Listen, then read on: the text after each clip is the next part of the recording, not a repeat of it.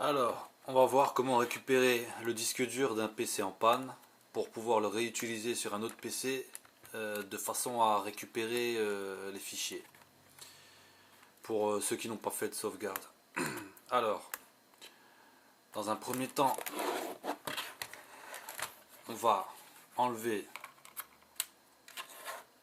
la batterie.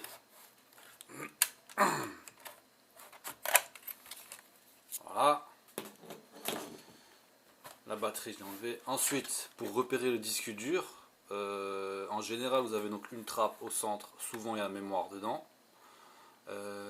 Parfois, vous avez une trappe pour le dépoussiérage du processeur.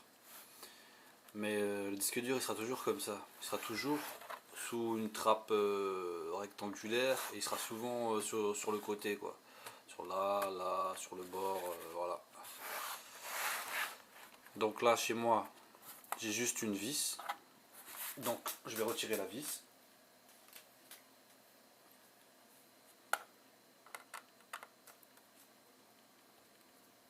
Voilà. Pas besoin de tournevis spécial, hein. Tournevis de base, cruciforme. Voilà. Donc j'ai qu'une vis. Je retire la trappe. Donc là. Ouais, c'est vrai qu'elle est bien fixée. Chez Toshiba, ils font des belles trappes. Voilà. Je retirais la trappe.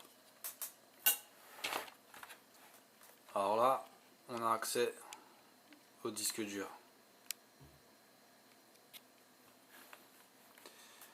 Alors, bon, ça c'est des protections, c'est pour les vibrations. C'est pas sur tous les disques durs qu'il y a ça, quoi.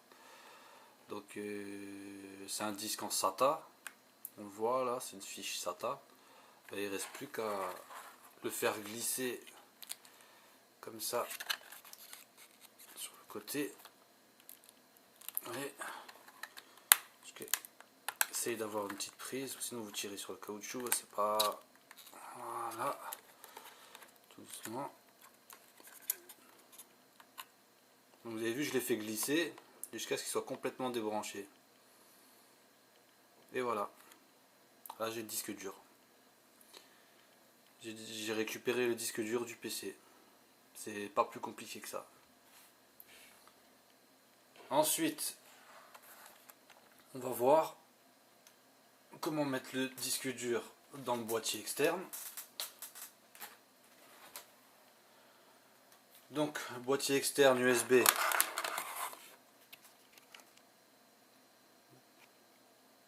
Ça va ressembler à ça. Donc vous avez le boîtier avec un câble USB d'un côté, mini USB de l'autre,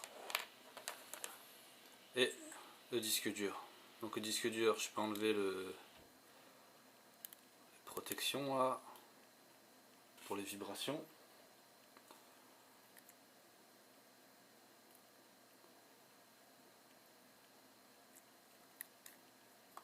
Voilà. Je vais ouvrir le boîtier externe. Donc là, je crois qu'il faut appuyer là. Voilà. Et vous voyez que c'est un boîtier donc en 2 pouces et demi et SATA. Vous voyez la fiche, c'est 2 fiches assez plates et en longueur. Tandis que IDE c'est plutôt rectangulaire, un peu ancien comme ça. Là, vous voyez que ça correspond. Voilà. Là il n'y a plus grand chose à faire, il n'y a qu'à glisser le disque dans le boîtier et l'enficher dans sa prise. Voilà, c'est fait. Je clipse bien dedans. On peut aussi remettre le couvercle. Évidemment ça fonctionne sans couvercle, hein, mais bon. On l'a ouvert, on le referme Et voilà, j'ai un disque dur externe. Voilà, j'ai la fiche mini USB que je connecte là d'un côté. Et de l'autre côté, je connecte au PC et voilà, je pourrais récupérer les données. Pas plus compliqué que ça.